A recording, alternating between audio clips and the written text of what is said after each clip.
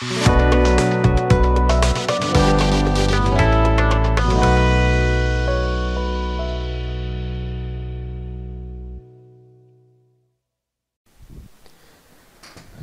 dan i dobrodošli na kurs Mala škola Excela. U pitanju je napredni kurs i ukoliko ste tek krenuli sa radom u Excelu, svakako bih vam savjetovao da prvo pogledate početni i srednji kurs Excela koje možete pronaći na ovom kanalu, pa kada to savladate da pređete na ovaj napredni kurs. Isto molba za sve pratioce da ukoliko vam se sviđaju ove lekcije, da lajkujete i subscribe-ujete moj kanal, kao i da uključite notifikacije kako biste bili obavešteni o lekcijama koje budu izlazile. U današnjem videu pre svega govorit ćemo o korišćenju Excel SUMIF funkcije. Za tu svrhu koristit ćemo SUMIF function radni list, kliknite ovde i u okviru SUMIF radni list i u okviru ćelije H3 ja želim da sumiram vrednosti iz E kolone, jer vidite da naša ćelija H3 piše total units, totalno je znači ukupno jedinica koliko ima, ovo je kolona sa jedinicama, kolona E, i to samo za one prodavnice gde je store number ili broj prodavnice jednak 3000. U polju, znači kao što smo rekli, H3 kucamo SUMIF i otvaramo zagradu. I tu nam pokazuje, u stvari, da mi imamo u okviru ove, da kažem, formule, imamo 3 argumenta. Pre svega, prvi argument jeste range ili opseg, drugi argument jeste kriterijum, znači šta je to što tražimo, a tražimo onaj store number 3000. I treći kriterijum, Excel želi da zna opseg koji želite da sumirate. Dakle, kucamo, samo greška, rekli smo, počinje sa jednako, SUMIF, ono što sam malo pre rekao, 3 kriterijuma, range, kriterija i SUMRANGE. I u okviru, znači, SUMIF kaže koji je naš opseg.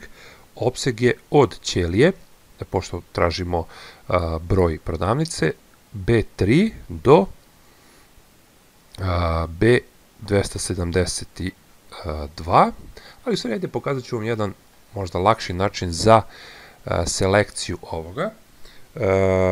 Na primer, možete da kada stanete na ćeliju B3, držite Ctrl Shift i strelica na dole, vidite, on mi je tačno obeležio sva, da kažem, polja koje sadrže neke vrednosti, pa vraćamo se na našu formulu, idemo zarez, znači imamo naš rang od B3 do B272, zarez, da idemo dalje, vraćamo se gore, zarez, rekli smo vrednost da bude 3000, sad je ta vrednost, da kažem ovde zbog ove kalkulacije, ova ćelija G3 je prekrivena, ali sad ćete se da je tu stajalo 3000, znači želimo da imamo kriterijum da budu, da oznaka prodavnice bude 3000, tako da ćemo upisati vrednost polja G3, znači G3, i idemo zarez, koji je kriterijum za, koji opseg, znači Excel želi da zna, znači i opseg koji želimo da sumiramo, a to je u stvari šta sumiramo, totalne jedinice, odnosno kolonu E, znači od kolone E3, pa idemo Ctrl Shift, strelica na dole, da nam povuče do kraja i vidite da je taj opseg potpuno ispravan. Idemo gore, zatvaramo stavljamo zagradu i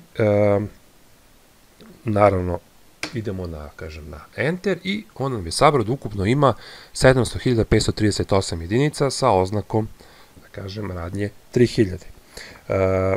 Takođe, ono što mogu da isto ovde da uradimo, mogu da upišem i kriterijum, da kažem, direktno u formulu. Šta to znači? Pa u okviru naše formule, umesto G3, koji je polje za argument za kriterijum, možemo da upišemo vrednost 3000. Isti ćemo rezultat dobiti. Evo ih koji ispravimo 3000, pritisnemo Enter, naravno dobijamo isto 17.538, ali ja ću svakako, eto da kažem, vratiti da mi to bude polje G3 i ovako. Ok. To je to. Sada idemo na polje I3, radimo total sales za, znači sumiramo vrednosti za kolonu D, A ako je oznaka prodavnice 3000 i kako će glasiti formula, možete početi sami, jednako je sum if, otvaramo znak jednakosti, kaže koji je naš opseg, pa od B3 do Ctrl Shift, strelica na dole, on nam je selektovao, da kažem, naš rang, idemo zarez, ćelija G3, zato što želimo da sumiramo samo prodaju, sales, vrednosti koje su vezane za prodavnicu 3000 i idemo na naš opseg. Ctrl Shift, strelica dole i kada to sve pogledate, naravno zatvaramo zagradu, pritisnemo Enter i on je to izračunao, je to od nekih 491.064 dolara. Što se tiče total unita i total sales polja, kada je vrednost SKU ova, ostavit ću vama da uradite, nadam se da ćete se snaći, nije ništa teško, logika je potpuno ista, znači samo postoji razlika u onom kriterijumu, a kriterijum je ovo, to je onaj drugi argument.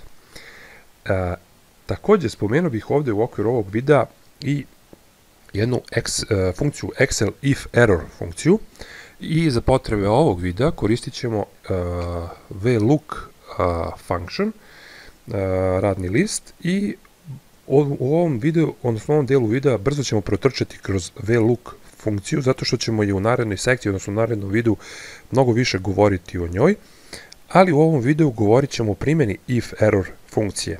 Znači idemo na ovaj VLOOKUP radni list i ako kliknemo na ćeliju C3 gde piše Howard, vidjet ćete formulu ovde gore koja se koristi, u kojoj se u stvari koristi VLOOKUP funkcija. Kažem, govorit ćemo mnogo više o njoj.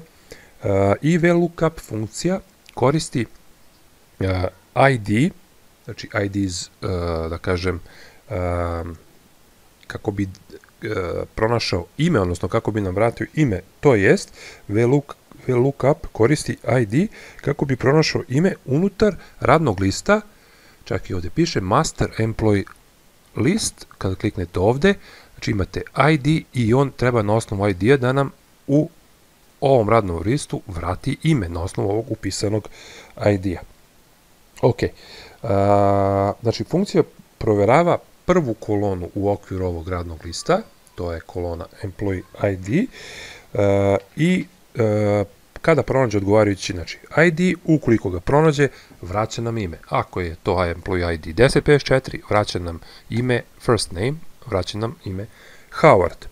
Znači, VLOOKUP je odlična funkcija i veoma mnogo se primenjuje, ali šta, na primjer, ako ne nađete podudaranje, odnosno imate, na primjer, ID koji, na primjer, ne postoji. Na primjer, u ćelijama, ajde, vratit ćemo se na VLOOKUP funkciju, C11, C12, C13, vidite da imamo neku grešku izbačenu. U suštini to nije greška u nekoj kalkulaciji, nego prosto nama, znači, izbacuje grešku zato što su ćelije B11, B12 i B13 prazne. Recimo, ako ja unesem neku vrednost 100, i dalje ovde prikazuje grešku, zašto? Pa zato što u ovom radnom listu Master Employee List ne postoji radnik, odnosno zaposleni, prodavac, šta god, koji ima ID 100, koji sam ja upisao ovde. Tako da nama to sad ništa, ja to i nije vratio nikakvu vrednost. Kada bi upisali recimo 1054, vidite i sami, on bi nam izbacio Howarda, jer ga po tome prepozne. Ali, znači, kažem, šta se dešava kada mi, na primjer, mi ne želimo, recimo, da nam prikaže ovakvu grešku. Znači, ono što želim jeste da VLOOKUP funkcija vrati grešku, odnosno da ispis te greške bude drugačiji, da ne bude ovako tarabica n kroz a, jer ne znam šta znači u suštini. Tako da, pre svega, možemo da kliknemo na ćeliju C3 i idemo na naš formula bar ovde gore i odmah iza znaka jednakosti kucajte if error funkciju koju sada uvodimo i ono što sada u stvari radimo, otvorite opet i zagradu, znači if error, pa opet otvorena zagrada, ono što radimo sada vršimo umrežavanje funkcije if error i VLOOKUP, to smo već radili. If error funkcija takođe ima dva argumenta, value i value if error. Prvi argument, znači value, u stvari želi da zna vrednost, znači šta je to što proverava, gde će da pogleda kako bi video da li postoji greška. U našem slučaju argument value bit će naša VLOOKUP funkcija. Tako da cela ova funkcija je u stvari naš value argument. Što se tiče ovog drugog argumenta, value if error, znači želi da zna ako postoji greška, šta može da ispiše, znači koja je vrednost ako postoji greška. Tako da ćemo na kraju formule ove staviti zarez i recimo upisati nešto što je mnogo logičnije. Umjesto ovo n kroz a, možemo recimo pod navodnicima staviti recimo employee ID, pošto na osnovu toga se vrši identifikacija, na osnovu ID-a, employee ID not found, znači nije pronađen.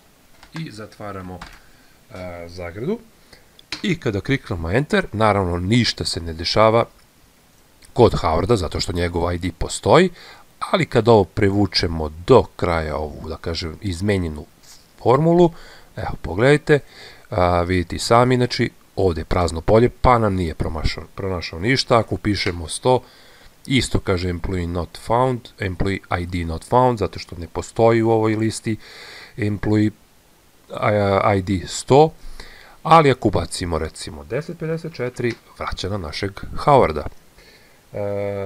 To bi bilo sve što se tiče if error funkcije i samih funkcije i vidimo se uskoro sa još zanimljivim temama. Veliki pozdrav!